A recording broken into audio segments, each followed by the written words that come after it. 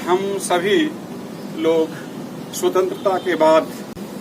इस धरा पे अवतरित हुए हैं। जिन वीर बलिदानियों ने अपना शहादत देकर इस देश को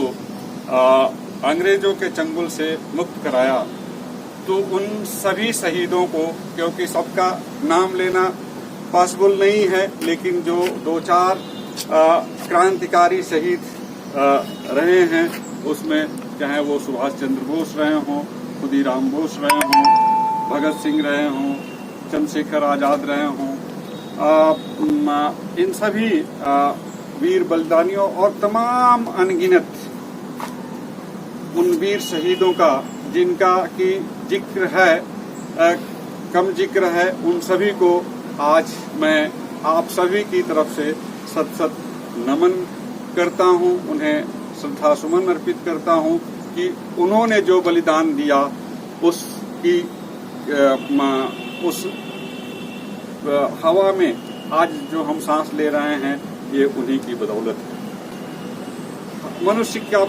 प्रवृत्ति होती है कि वो हमेशा जो है वो फ्री इन्वायरमेंट में, जो एक वाइब्रेंट इन्वायरमेंट हो, उसमें जीना पसंद करता है। वो गुलामी का जीवन जीना नहीं पसंद करता, चाहे भले उसको कितना भी सुविधा आप उपलब्ध करा दीजिए। उदाहरण के तौर पे आप एक चिड़िया को ही ले लीजिए, अगर आप उसको पिंजरे में कैद रखते हो, कितना भी दूध भात आप खिलाओ, कितना भी सुख सुविधा देते हो, लेकिन जो उसकी प्रवृत्ति है उड़ने की, वो वहाँ पूरी नहीं हो पाती है। इसीलिए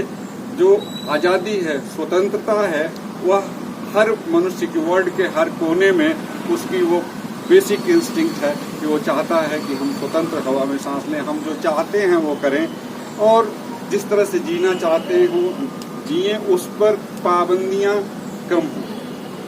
आप घरों में भी देखते हैं कि माँ बाप ज़्यादा पाबंदी लगाते हैं तो बच्चे जो है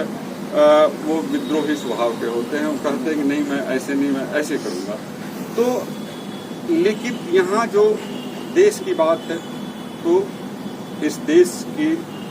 रक्षा, इस देश की स्वतंत्रता, इस देश की संप्रभुता रखने की जिम्मेदारी हर एक नागरिक की है। और संविधान में लिखे हुए हम अपने हक को समझते हैं, तो हमें अपने कर्तव्यों को भी समझना है कि देश के प्रति और इस समाज के प्रति हमारा क्या कर्तव्य है। आज भी इस देश में बहुत सारे कार्य हैं जो कि सोशल वेलफेयर के वो करने हैं, वो स्टेट्स को अभी पूरे करने हैं। बहुत सारे कार्य हुए हैं, लेकिन अभी बहुत सारे कार्य अधूरे हैं, जिनसे कि एक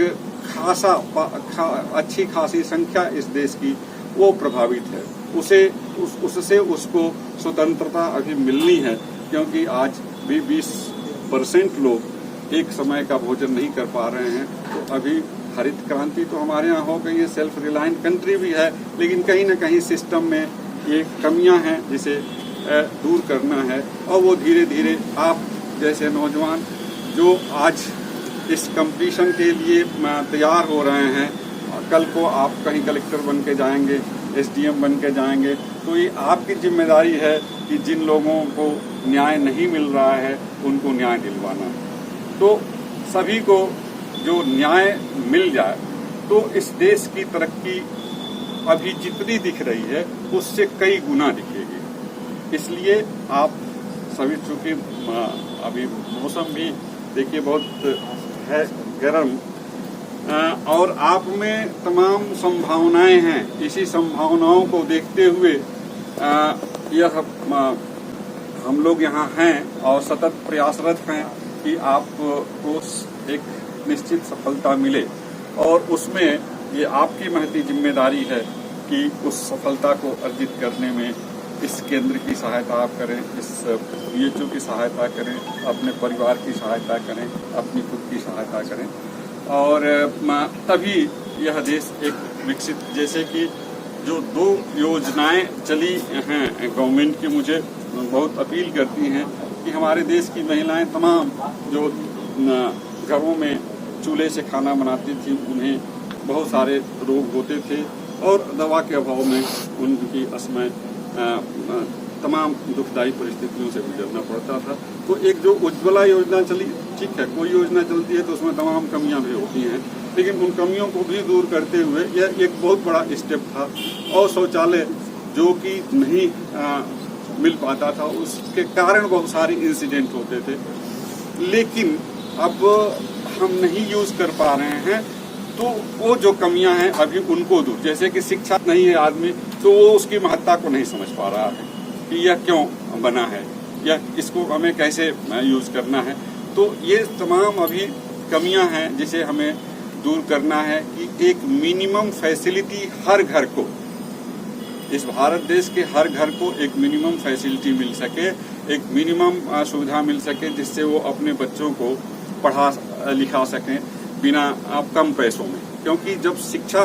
ज़्यादा महंगी हो जाएगी तो उससे सबसे प्रभावित जो तबका होगा वो गरीब तबका होगा। तो उन गरीबों को राहत दिलाने के लिए जो प्रयास होंगे वो आने वाले समय में यूनिफॉर्म एजुकेशन की तरफ जाएंगे। तो उससे हमें, मैं आपको इस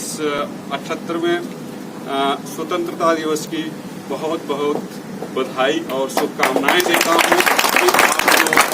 आपको विश्व और आप हमेशा आगे बढ़ते रहें। धन्यवाद। चलिए आप नीचे हॉल में सभी लोग चला